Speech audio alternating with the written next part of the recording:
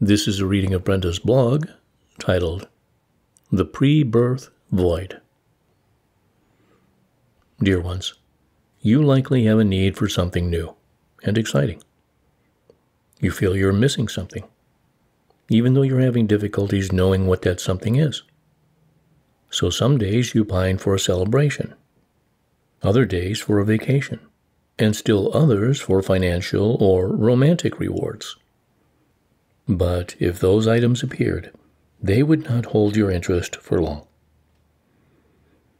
You are between needs. The needs of yesterday will no longer fulfill you, and the needs of the new you have yet to arrive. You are in a personal void. Even though this void will end within days, it may seem like an eternity. You want to feel as if you are part of the earth, perhaps like you did before COVID changed much in your world. Yet those pre-COVID activities seem flat. In truth, you feel flat. Nothing or very little sparks your interest, but much disturbs you.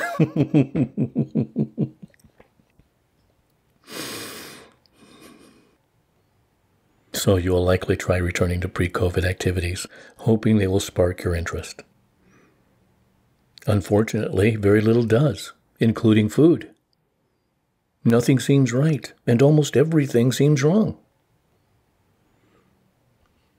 Where is your joy? Where is your laughter? Such will not last long. In a sense, this personal void is your pre-birth time. The time shortly before birth, when not much joy seems available, but instead, pain and fear. Of course, even reading or hearing these words makes you angry. For you want everything to be sunshine and sparkles now. Not tomorrow or soon, but now. So it is you know your birth time has arrived. The difference is that this birth is internal.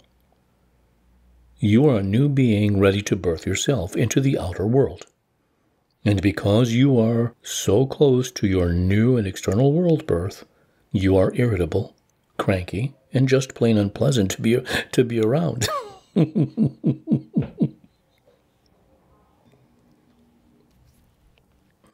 Your laughter and joy will return in a bit, but in a different form than was true before you completed this new you birth. Just as rattles no longer fascinate kindergartners, so it is for you now.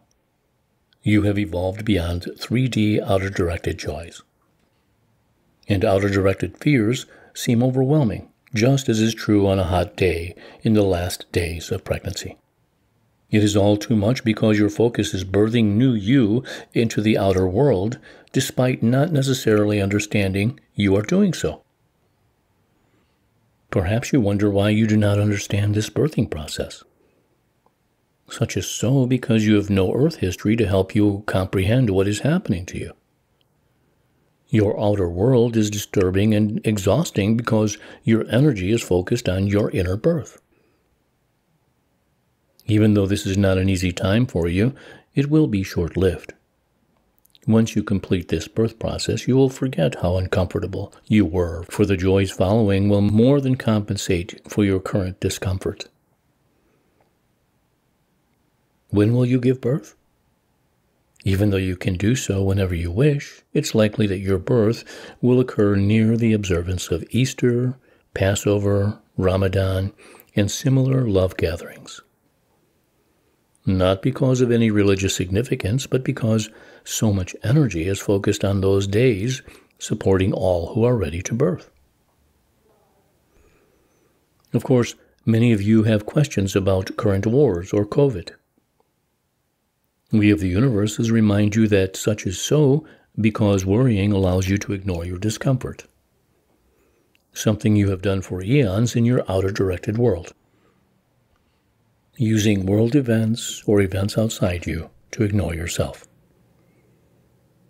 So it is you're wishing for something outside yourself, not because you necessarily care, but because it allows you to ignore your inner needs once again.